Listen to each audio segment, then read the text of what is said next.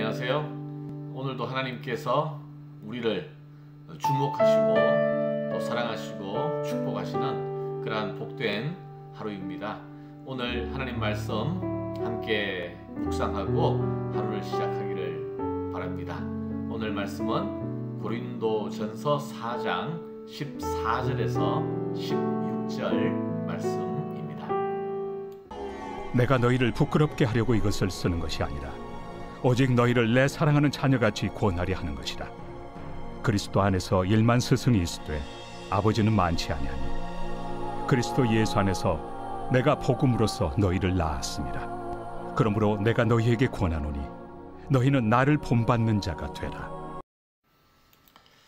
네, 고린도전서 1장에서 4장까지 계속 우리가 묵상하고 있습니다만 가장 중요한 내용은 바로 이 고린도 교회를 향한 사도 바울의 책망과 권면이 여기에 나온다는 거죠. 아주 신랄한 어조까지 오늘 본문 바로 앞에 보면 동원이 되었습니다. 너희가 참 잘난 척하고 교만하게 굴지만 우리는 세상의 끄트머리에 있고 모든 사람의 구경거리로 전락해 있다. 우리는 이런데 너희들은 왜 그렇게 서로를 높이고 교만하고 분당을 짓고 분쟁하느냐, 뭐 이런 이야기를 아주 냉소적으로 신랄하게 그렇게 지적하고 있어요. 누군가에게 잘못을 지적한다는 것은 쉬운 일이 아닙니다. 그런데 사도 바울은 그들에게 이렇게 훈계와 책망을 할 수 있는 자격이 있었다라는 거죠. 사도 바울은 어떻게 해서 이렇게 훈계와 책망을 할 수 있을까? 자, 오늘 두 가지를 함께 생각해 보기를 원하는데요. 14절 말씀 다시 보겠습니다. 내가 너희를 부끄럽게 하려고 이것을 쓰는 것이 아니라 오직 너희를 내 사랑하는 자녀같이 권하려 하는 것이라. 자, 사도 바울의 마음의 동기, 목적이 여기 나오죠. 너희를 공격하고 부끄럽게 하려고 그러는 것이 아니라 마치 사랑하는 자녀같이 너희를 권하는 것이다. 자, 15절 한번 보세요. 그리스도 안에서 일만 스승이 있으되 아버지는 많지 아니하니. 스승은 가르치는 사람, 아버지는 낳아서 키우며 희생하는 사람이죠. 아버지는 많지 아니하니 그리스도 예수 안에서 내가 복음으로써 너희를 낳았습니다. 내가 너희를 육신적으로 낳은 아버지는 아니지만 복음 안에서 너희를 낳지 않았느냐. 그래서 너희를 위하여 친히 복음을 전하고 영적으로 성장할 수 있도록 아비와 같이 너희를 위해 수고하고 희생하였기 때문에 내가 너희를 이렇게 사랑으로 권고하는 것이다. 이렇게 말씀하고 있는 거예요. 자, 여러분, 누군가에게 한마디 거두는 것이 말로 하는 것이기 때문에 쉬워 보이지만 간단한 일이 아닙니다. 훈계라는 것이 참 어려워요. 아이들한테도 훈계하는 것이 쉽지 않습니다. 어릴 때는 얘기할 수 있죠. 예, 밥 골고루 먹어라, 이렇게 침을 닦아라, 뭐 양치질해라, 뭐 이렇게 훈계할 수 있지만 막상 아이가 사춘기만 되면 부모 말을 잘 안 듣지 않습니까? 훈계한다고 해서 듣는 게 아니에요. 그래서 잔소리가 되기 십상인 거죠. 그런데 아이가 자라고 성인이 되고 또 남남이라면 뭔가 말하고 싶어도 쉽게 말할 수가 없습니다. 왜냐하면 듣지 않을 것 같고 또 오히려 말을 해가지고 그 관계만 더 어색하거나 깨질 수도 있거든요.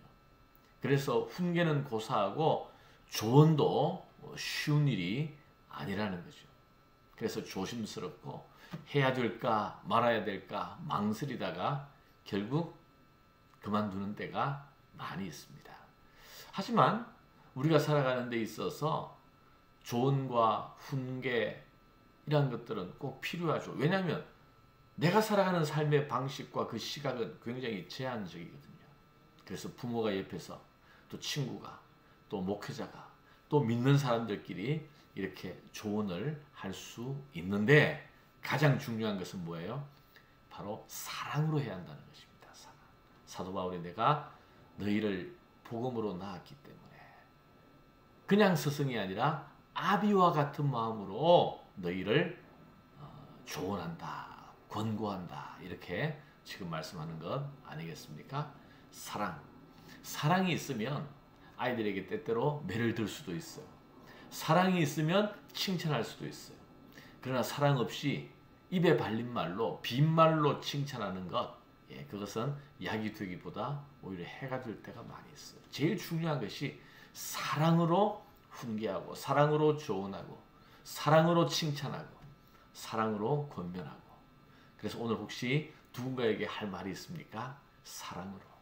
내 안에 그 사람을 향한 간절한 사랑이 있는지 한번 생각해 보시기를 바라고요. 또 하나 16절입니다. 보시죠. 그러므로 내가 너희에게 권하노니 너희는 나를 본받는 자가 되라.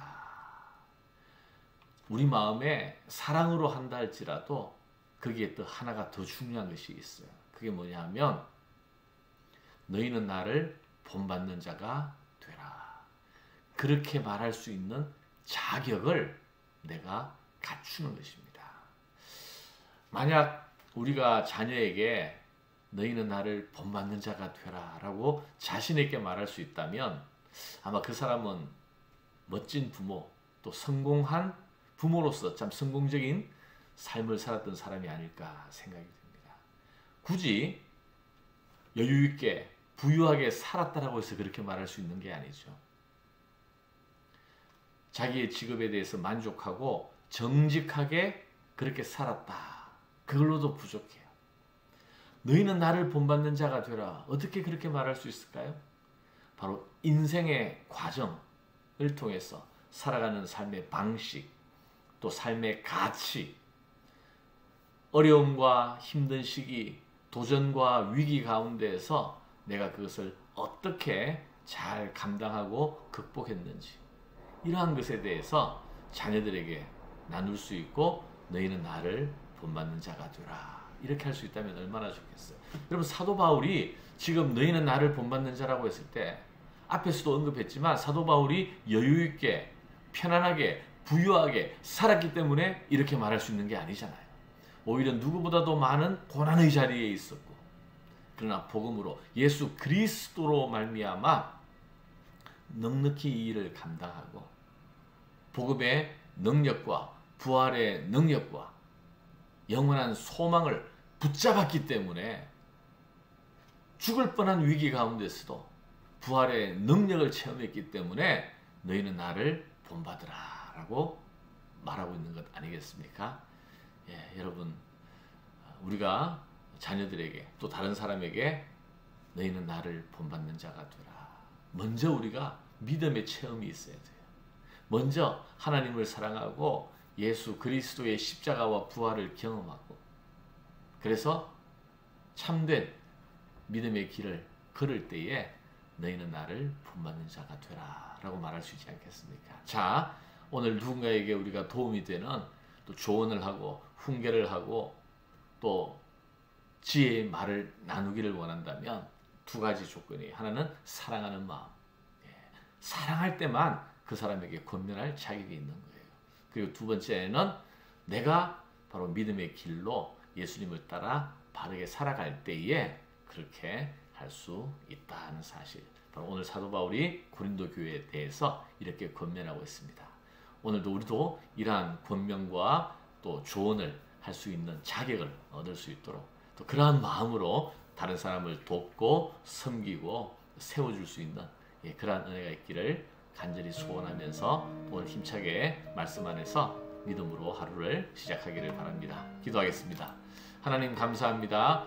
오늘 또 하나님 말씀 우리가 함께 묵상합니다. 사도 바울이 참 어려운 이야기, 싫은 소리를 고린도 교회 사람들에게 해야 했습니다.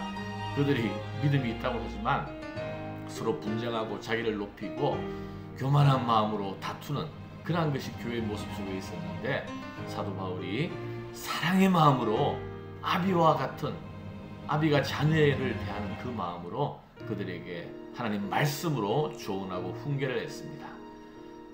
말로만 하는 것이 아니라 사도 바울 자체가 먼저 너희는 나를 본받는 자가 되라, 믿음의 길을 복음 안에서 걸어가고 있었음을 우리가 보게 됩니다. 이러한 놀라운 사도 바울의 모습이 우리에게도 있게 하시고 오늘도 우리 주위 사람들에게 선한 영향력을 끼치되 사랑의 마음으로 또 예수 그리스도를 따르는 믿음 안에서 이 일을 감당할 수 있도록 인도하여 주옵소서. 예수님 이름으로 기도하옵나이다. 아멘.